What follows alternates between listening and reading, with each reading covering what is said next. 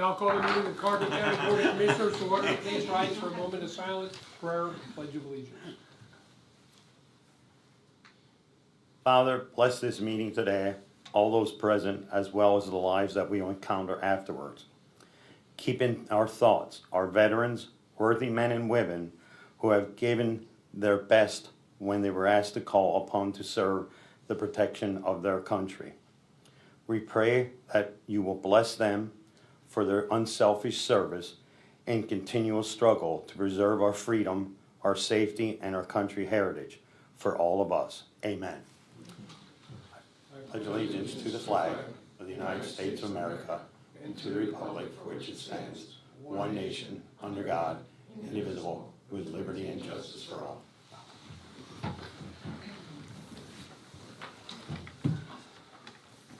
These proceedings are being recorded for the sole purpose of preparing accurate written minutes. Recordings are overwritten.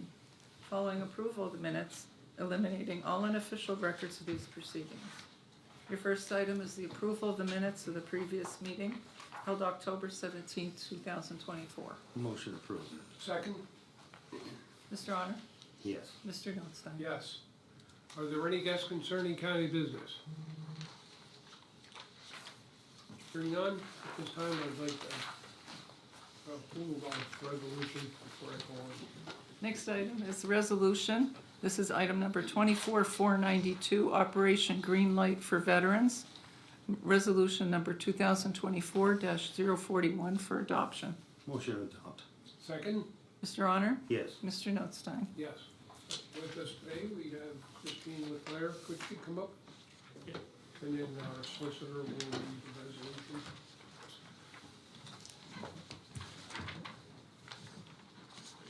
Whereas the residents of Carbon County have great respect, admiration, and the utmost gratitude for all of the men and women who have selflessly served our country and this community in the armed forces. And whereas the contributions and sacrifices of the men and women who served in the armed forces have been vital in maintaining the freedom and the way of life enjoyed by our citizens.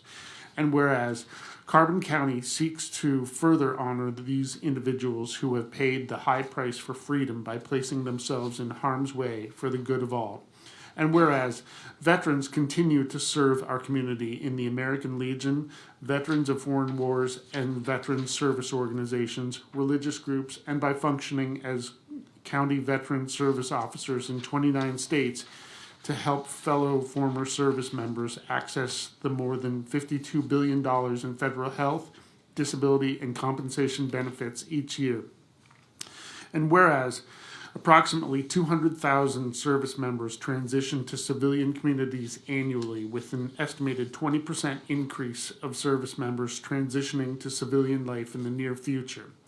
And whereas studies indicate that 44 to 72% of service members experience high levels of stress during transition from military to civilian life.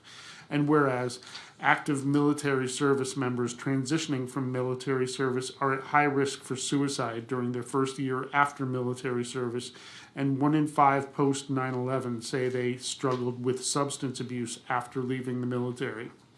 And whereas the National Association of Counties and the National Association of County Veterans Service Officers encourages all counties, parishes, and boroughs to recognize Operation Green Light for veterans. And whereas Carbon County's participation in Operation Green Light will enhance awareness of its veteran-centric programs, including Veterans Treatment Court, Together with Veterans, and the Military Share Program. And whereas Carbon County appreciates the sacrifices of our United States military personnel and believes special recognition should be granted. Now, therefore, be it resolved, with the designation as a Green Light for Veterans County, the Board of Commissioners of Carbon County hereby declares the period from November 4th to 11th, 2024 as Operation Green Light for Veterans Week, as a time to salute and honor the service and sacrifices of our men and women in uniform transitioning from active service, and encourage its citizens to recognize the importance of honoring all those who made immeasurable sacrifices to preserve freedom by displaying a green light in a window of their place of business or residence. Adopted by the Carbon County Board of Commissioners this 24th day of October 2024. I don't know if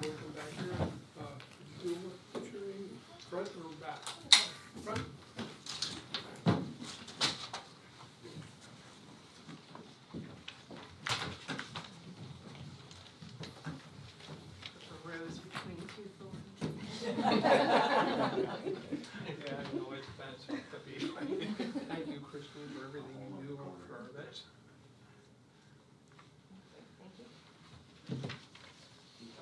Got it. Busy time of year coming up. If I may, I'd just like to highlight the events that we're having for the Greenlight Week. So we're going to kick it off on Monday, November 4th at 7 o'clock. We'll be at Mock Chunk Lake, right at the flagpole there. We'll do a 2.5 mile ruck march downhill. We'll get a ride back because we're all veterans and we're older now. So we always have a great turnout for that. We're looking forward to having another great turnout and hopefully good weather this year. Tuesday, November 5th, we have Vets Vote. So it's election day. We're encouraging veterans to go out and vote, then come to Mock Chunk Lake. They set up campfires for us at the lake. It turned into a potluck the past couple of years, so everyone brings something. We have hot dogs and soup and just a really great time there. Dress warmly, bring a camp chair. Then on Wednesday, November 6th, we have our 3rd annual Veterans Day dinner at Pins Peak. Unfortunately, we sold out as soon as we announced it, so all 400 seats are taken. We have a wait list. We're still accepting names, so if people fall ill, they're unable to make it, they have been calling us and giving the tickets back, which is fantastic, so we could fill all those seats this year. Let's see. November 7th, we have a Veterans Resource Fair. It's being held at the new venue at Yenser's Tree Farm. The VA eligibility office will be there, so if veterans are interested in applying for VA healthcare, seeing if they're eligible, they could come out to that. The Recorder of Deeds will also be there. Bring your DD-214 with you. They'll record it. It's great to have it on file with the county. If you lose it, if you pass away, and eventually your family's looking for, some family history, things like that. Friday, November 8th is our county service here, Josiah White Park, 9:15. Our speaker is TJ Garitano from Jim Thorpe. Hopefully we'll have good weather for that. I ordered it. We usually get it in time every year, so hopefully we get that again. Not a county program, but on Saturday, November 9th, St. Luke's Miners is doing a breakfast. They always do a fantastic job. They bring in local schools. They really do a great job there. So that would be register with St. Luke's for that breakfast. Sunday, November 10th is the County Veterans Day Parade. It's in Lansford this year. Steps off at 1:45. We had a great turnout. We usually have great turnout no matter what borough we're in. So we're really excited about that. And then when everybody is off enjoying Veterans Day on Monday, the Veterans Affairs Director will be working all day. CCTI does a phenomenal Veterans Day assembly. They really put a lot of work into it. The culinary students prepare meals and things like that. So we'll be going around. We kick off there at 8:30 in the morning and then go around to the other schools, Marion, Panther Valley, Jim Thorpe. So you'll see all the vets are dressed up in their regalia going around the county doing all the services and programs. So we really have a full week. We ask for RSVPs for most of these if there's food involved so we know how to plan. But we're looking forward to celebrating our vets. Any questions from the news media at this time? Rachel? Nothing? Amy? Nothing? No? All right. Christine, when is the resource fair time? I mean, what is that, all day or? Nope, 10 to 1. Okay. All right, thank you. Thank you, All Christine. right, thank Okay. you. Okay, before we move on, Sheriff Ziegler would like to make an announcement. Did you want to come up then? Sure.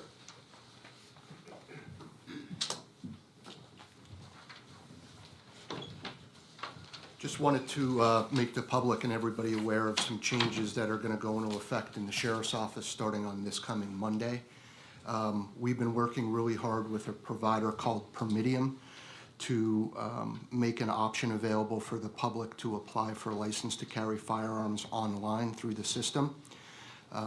That will be going live starting on Monday. We are also going to offer another option so that people from the public have multiple venues to apply for a license to carry. So we will also allow them to send their application with payment in the mail, and then we will process them. We hope that that's going to cut down on wait times. Oftentimes the PIC system has issues, it gets delayed, we can't control it. So by being able to apply online and be able to send their applications in through the mail, we're hoping that that will reduce all of those things. We are going to post some flyers that have a QR code on them. These will be posted in all of the county buildings and all of the local gun shops so that people can apply there. We've updated our website so that people can go to the website and apply online there. And we hope that it's just going to make it a lot easier for people. How to and what you need to do is described on the website, so that if people have questions, they can just refer to our website and have those questions answered. And we're still going to take appointments like we always have. We're still going to take walk-ins, but we're hoping that these two new options will be helpful. It's at no cost to the county, and we get probably close to 2,500 new applications a year. So this will just make it easier for a lot of folks to apply. And then we will call them when their application is approved, set up an appointment, they can come in, they're probably in and out of the sheriff's office in 5 minutes. So that's all I had. Thank you for your I time. think that's a good idea. It looks like it's gonna speed the process up a Yeah. little bit and give you a little bit more time to do your research that you have to do. Yeah, we hope so, because then people don't have to sit around and wait. They're just literally coming in for their appointment. No, that's great. So we're excited about doing that, and that will go into effect on Monday. And anybody who has renewals, we send out a letter 60 days prior to their renewal or their license expiring. We will include the options for mailing it in or doing it online in those letters, so that all the folks getting renewals can utilize those options as well. Great, thank you. Okay, thank you. Amy, any questions? One quick question. With people using the mail and the online, how long should they expect for turnaround from when they apply to when they should be hearing from you that it's ready? I would say within 7 days. So my staff in the sheriff's office will enter their information into the system as soon as we get an approval. If it's an online application, the system actually sends them email, phone, and text message notifications that their license was approved, and then we'll schedule an appointment with them. So I would say within 6 days, we'll call people and schedule an appointment with them. Okay, thank you. All right. That's all I have. Any other questions? No. Okay, Good. thank you very much. Okay. Bonds? Okay, the next item is the report of executive sessions held. There were none. Okay, the department reports, the budget transfers. Motion approved. Second? Mr. Honor? Yes. Mr. Notstein? Yes. Supplemental appropriations. Motion approved. Second? Mr. Honor? Yes. Mr. Notstein? Yes. Expenditures, approval of payroll check numbers 76278 through 76293, and direct deposit check numbers 6069648 through 6070079 for the payroll paid through the payroll fund checking account for all county funds totaling $687,773.08. This is the payroll dated October 18th, 2024. Motion approved. Second. Mr. Honor? Yes. Mr. Notstein? Yes. Approval of check numbers 246656 through 246748 for expenditures to the general fund clearing account totaling $1,344,812.52. Motion approved. Second. Mr. Honor? Yes. Mr. Notstein? Yes. The treasurer's report. Motion approved. Second? Mr. Honor? Yes. Mr. Notstein? Yes. The personnel report for county departments. Motion approved. Second? Mr. Honor? Yes. Mr. Notstein? Yes. The acknowledgements for courts and row offices. Motion acknowledged. Second? Mr. Honor? Yes. Mr. Notstein? Yes. Correspondence was received as listed. Copies will be made available to the press upon request. Adult probation, item number 24-493, grant application. Motion approved. Second. Mr. Honor? Yes. Mr. Notstein? Yes. Advertising, item number 24-494, surplus county real estate. Motion approved. Second. Mr. Honor? Yes. Mr. Notstein? Yes. Item number 24-495, children and youth agreement. Motion to approve and execute. Second? Mr. Honor? Yes. Mr. Notstein? Yes. The correctional facility, item number 24-496, software support. Motion to approve and execute. Second? Mr. Honor? Yes. Mr. Notstein? Yes. The solicitor's report. Thank you. For Mock Chunk Lake Park, motion for approval of special activities agreement with Marion Catholic High School for the polar plunge. Motion to approve and execute. Second? Mr. Honor? Yes. Mr. Notstein? Yes. For Parks and Recreation, motion to approve the renewal of the agricultural operations agreement between the county and Little Russ Farms. Motion approved. Second. Mr. Honor? Yes. Mr. Notstein? Yes. And item 24-499 for tax claim to accept the quote received from Paramount Abstract to perform the lien searches for the 2024 upset tax sale overbids. Motion approved. Second. Mr. Honor? Yes. Mr. Notstein? Yes. Related, item 24-500, motion to accept the quote received from Paramount Abstract to perform the required title searches for the 2025 judicial sale. Motion approved. Second. Mr. Honor? Yes. Mr. Notstein? Yes. And lastly, for Mock Chunk Lake Park, motion to adjust the rates for Mock Chunk Lake Park for tent camping. Motion approved. Second? Mr. Honor? Yes. Mr. Notstein? Yes. Nothing further for the solicitor's report. Any further business? Yeah, just under further business concerning elections, they're extremely busy. They have about 6,500 absentee returns already that they're busy processing. We're getting some complaints about the people coming in to apply for absentee ballots, having it take up to maybe an hour and a half. That is true. And it is all because you have to fill out the form, they have to send it to the state and be approved by the state, they have to verify identification, etc. And they are backed up in the state, so it is taking an hour and a half, either plan ahead to be here an hour and a half or to come back for the absentee ballot. If coming to fill out the applications or to cast your vote, the early voting, we're getting complaints that there are no pens there or markers there. That should not be true. When I was there are pens and markers there to properly mark the ballots. Someone said they use a pen. We can't, without the names of the people that came from third party, from a legislator, what's going on, and we have to explain it, but we don't have all the information all the time.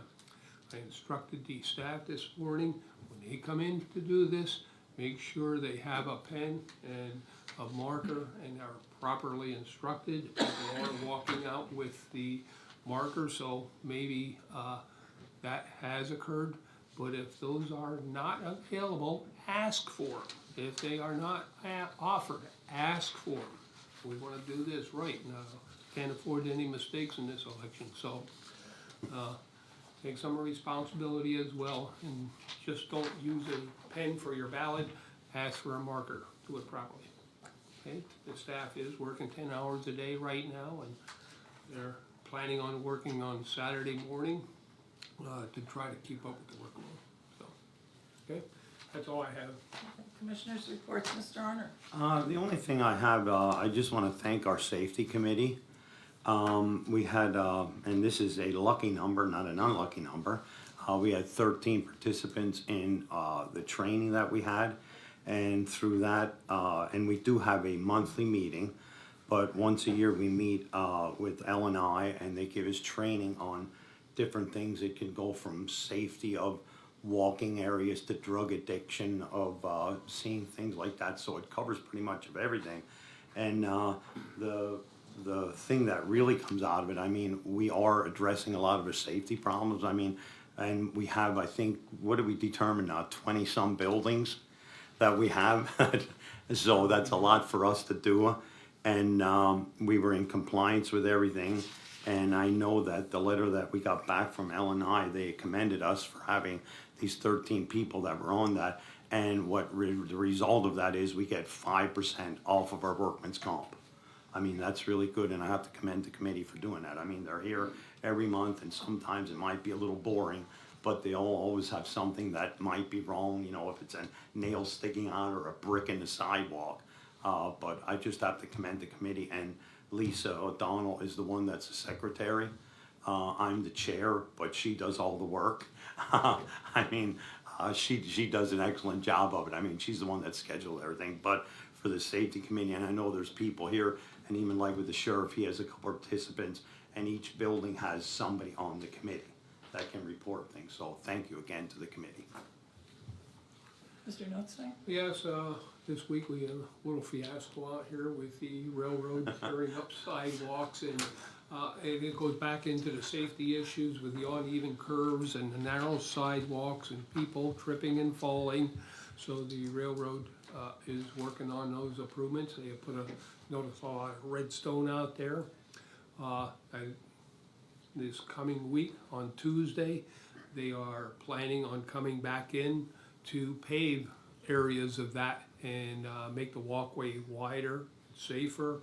The parking spaces that were ripped out, it'll all be tapered. The curves at the end by the photo op thing that they have there, there was a dip there, people were falling there, and all kinds of different things. So they are working on it. It will be nicer, but it's a huge inconvenience for everyone. So most likely probably the whole corral along the railroad will be blocked off again Tuesday.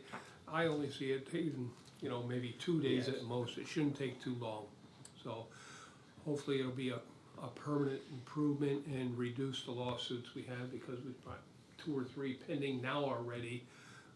And unfortunately during the construction another one fell, so probably gonna be possibly 3 or more lawsuits pending. So trying to make it as safe as possible, almost pretty hard to do with the volume of people that visit Jim Thornton, so. And with that there, the parking is not gonna be straight in anymore.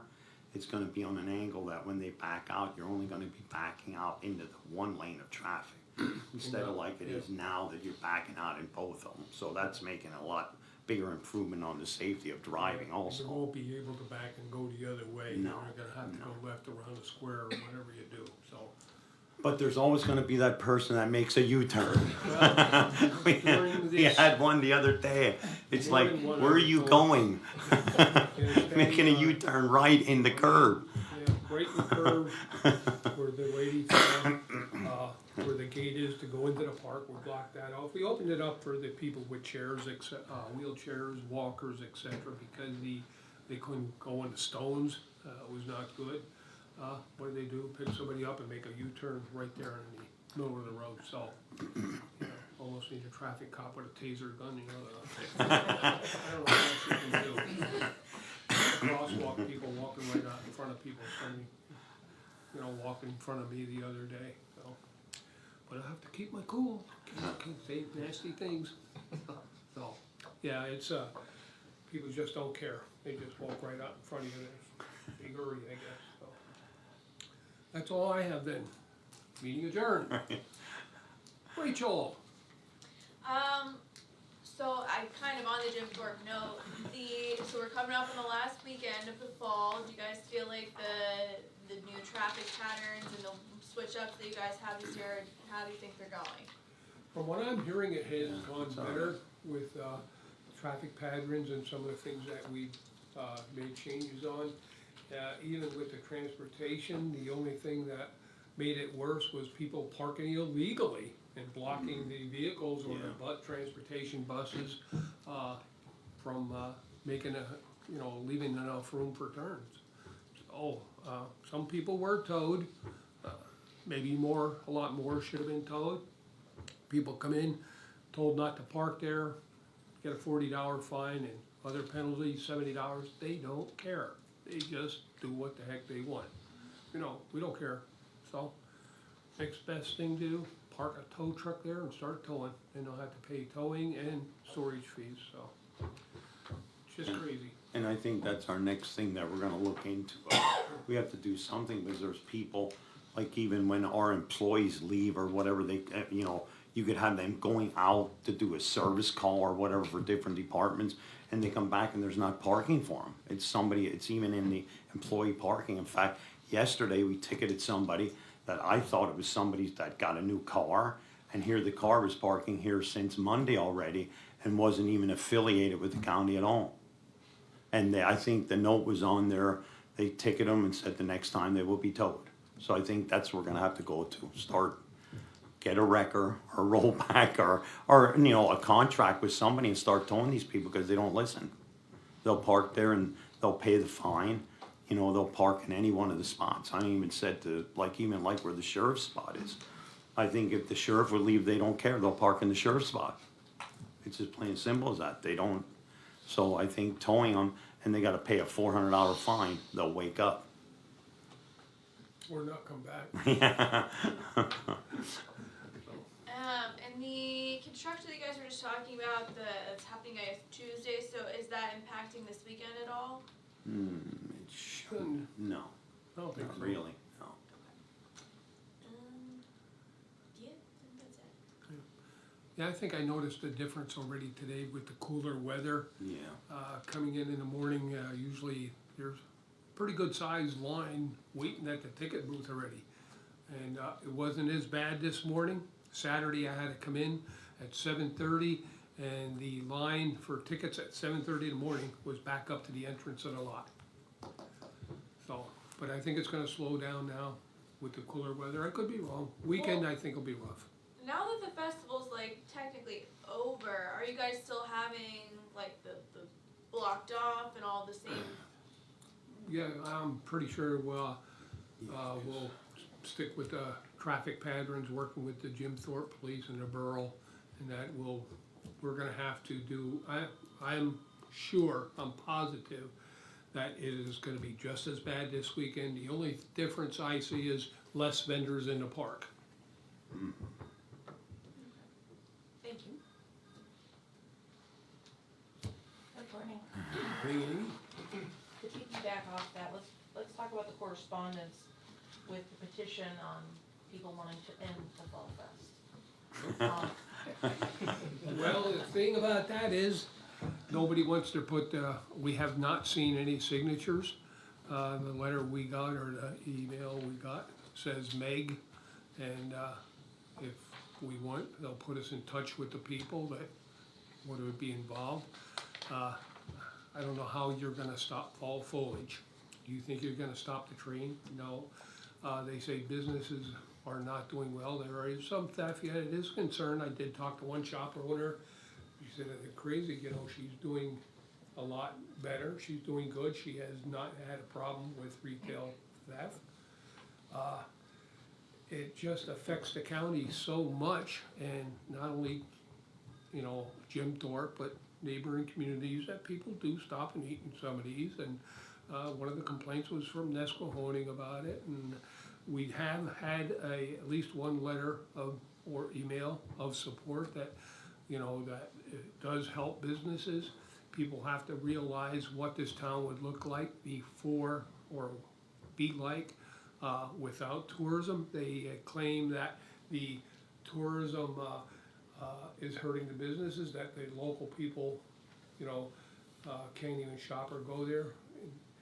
The local businesses I talked to, if it wouldn't be for the tourism, they wouldn't be open, because the people around here do not support the restaurants and local businesses enough for them to sustain that business. That's why these are single shop owners, they're there how many days a week, how many hours a day. Unfortunately, they close because they don't have the help, they can't afford to pay the help.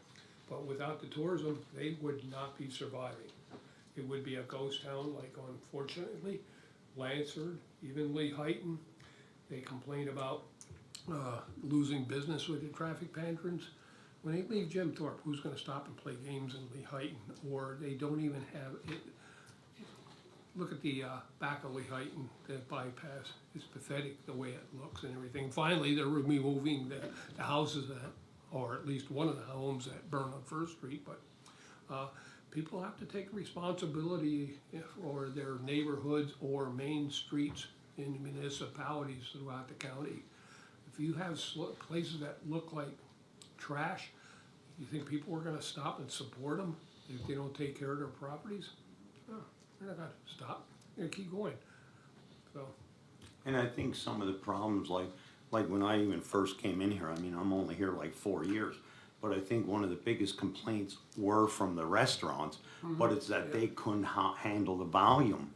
You know what I mean? Like they're turning people away, and having people in the park is sort of an asset to them. Because how do you handle, if you have a seating area that handles 75 people and you get 300 at your door? You just can't do it. So it's actually helping the restaurants out. I said they were the biggest ones that were saying like, we need more food in this town, you know, when that happens. And that's the best thing to do. I mean, you have it for them couple weeks, then vendors are there, and then it sort of gets back to normal. But I don't know, the way that it's been going the last couple weeks, I don't know if there's ever gonna be a normal here. I mean, I think with the train coming in, like say on a Tuesday or Wednesday, people are following that. So I think if you're a restaurant owner, you should look out, hey, the train's coming on Wednesday, maybe we ought to have a little bit more staff here. The question to ask those people that are signing the petition, where do you go on vacation? Yeah. You creating a problem somewhere else yourself. You go and pay and support other people when you go vacationing elsewhere instead of your own community. Now, one last question I have in regards to the tent camping. Are you guys planning on doing other fee changes for like cabins I and? don't think there are at this time. That's the only one that the Okay. park board sent to us for requesting those fees. Okay, that's all I have then, thank you. Okay, good enough. Thank you.